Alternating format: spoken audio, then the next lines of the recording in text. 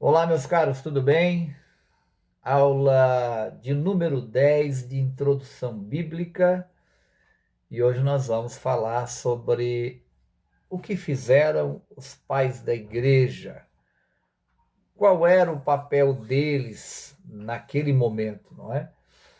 Na aula anterior, nós falamos da importância deles na seleção dos textos bíblicos e a gente também observou como eles escreveram os textos no primeiro, segundo e terceiro século da igreja primitiva. Então, o que fizeram os pais da igreja? É verdade que o testemunho dos pais da igreja primitiva, ocorreu bem cedo. Aliás, esse testemunho é mais antigo que os melhores códices. Todavia, nem sempre, claro, é tido como confiável. Há sempre uma análise cuidadosa e detalhada destes testemunhos. E isso faz muito bem a crítica textual na teologia. Determinado pai da igreja poderia ter citado texto variante registrado no manuscrito e errado, e dessa forma perpetuaria o erro.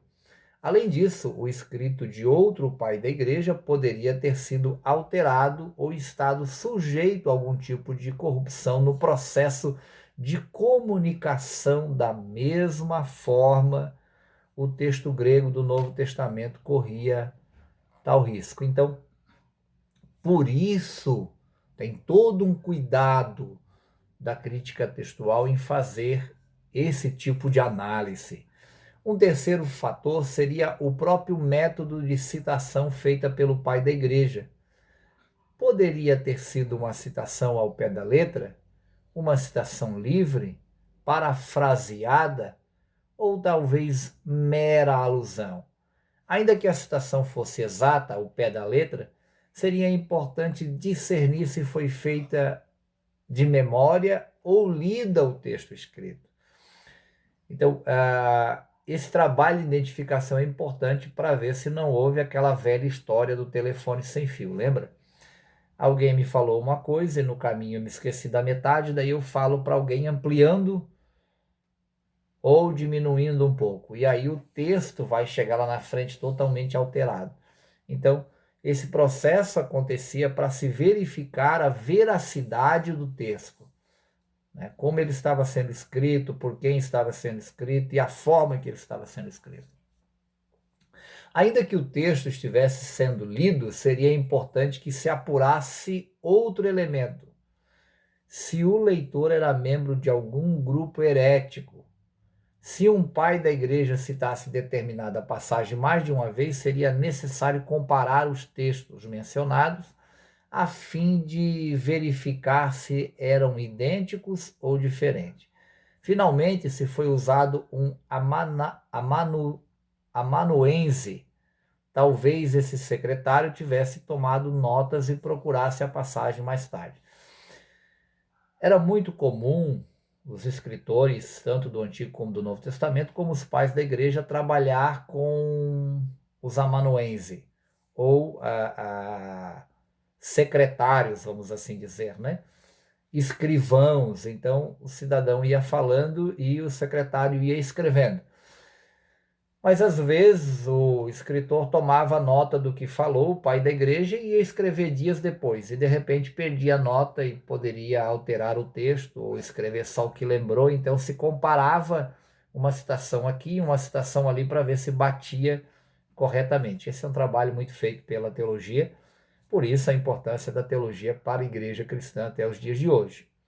Há quem diga que teologia não tem importância. Se não tivesse, nós não teríamos os textos analisados e da forma que nós temos hoje. Não obstante todas as dificuldades e evidências dos autores patrísticos, é tão grande a importância que o trabalho de purificar o ouro tinha na época, não é? Que era chamado assim o trabalho de purificar os textos, separando-o da ganga vale todo o esforço, ou seja, separando as impurezas. Então, era o mesmo trabalho que procedia no crisol, lá citado por Jeremias, que é o trabalho da purificação. Então, esses pais da igreja eram responsáveis por todo esse trabalho da purificação.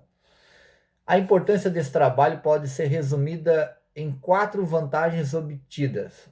Mostram a história do texto do Novo Testamento, apresentam as melhores evidências quanto ao cânon do Novo Testamento, o cânon do Novo Testamento, fornecem um meio de datar os manuscritos do Novo Testamento e ajudam a precisar a época em que as traduções, as versões e as revisões do Novo Testamento ocorreram. Então, quem foram os principais pais da igreja envolvidos nesse processo? Durante um tempo antes do Concílio de Nicéia, que aconteceu lá no ano 325, havia amplas classes de escritores patrísticos, os pais apostólicos, do ano 70 ao ano 150. Os pais antenicenos, do ano 150 ao ano 300. E os pais niceno e os pais pós-nicenos, que são do Concílio de Nicéia e pós-Concílio de Nicéia, que é do ano 300 ao ano 430. Os escritos deles deram tremendo apoio ao surgimento do cânon do Novo Testamento, de maneiras, primeiramente, citaram como autoridade cada livro do Novo Testamento. Então, eles vão dar essa autoridade a cada livro do Novo Testamento. Em segundo lugar, citaram como autoridade praticamente todos os versículos dos 27 livros do Novo Testamento. Então, esses pais, eles vão fazer todas essas citações. As citações dos livros do Novo Testamento pelos pais da igreja, então era feita uma leitura e citação. Vão formar um quadro que dá testemunho da igreja primitiva e vai dar testemunho do cânon do Novo Testamento.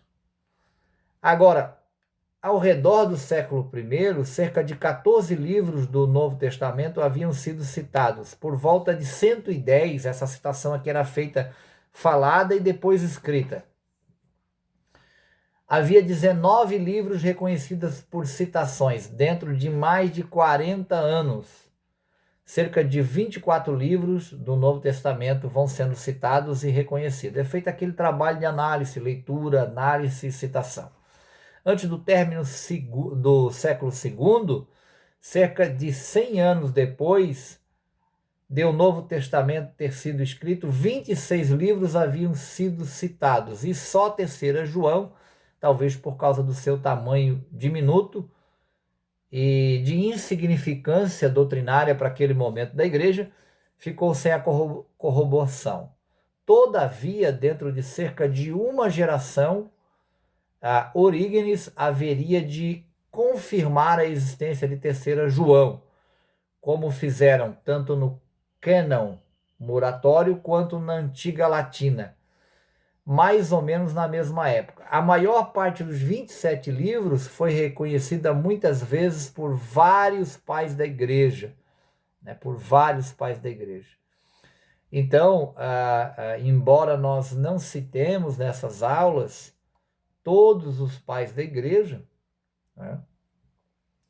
não é a intenção citar o nome deles, é importante falar que além de 3.000 manuscritos gregos, existem ainda cerca de 2.000 manuscritos lecionários que apoiam o texto do Novo Testamento. Além do apoio literário de documentos não bíblicos, encontram-se nos papiros numerosos documentos que apoiam o Novo Testamento. E além das inscrições dos ostracos com citações bíblicas que apoiam e reforçam a força e a unidade do Novo Testamento como palavra de Deus. Bom, gente, espero que vocês tenham gostado da aula, uma boa leitura do material de vocês, e a gente se encontra aqui novamente mais tarde. Um grande abraço a vocês, fiquem na paz de Cristo.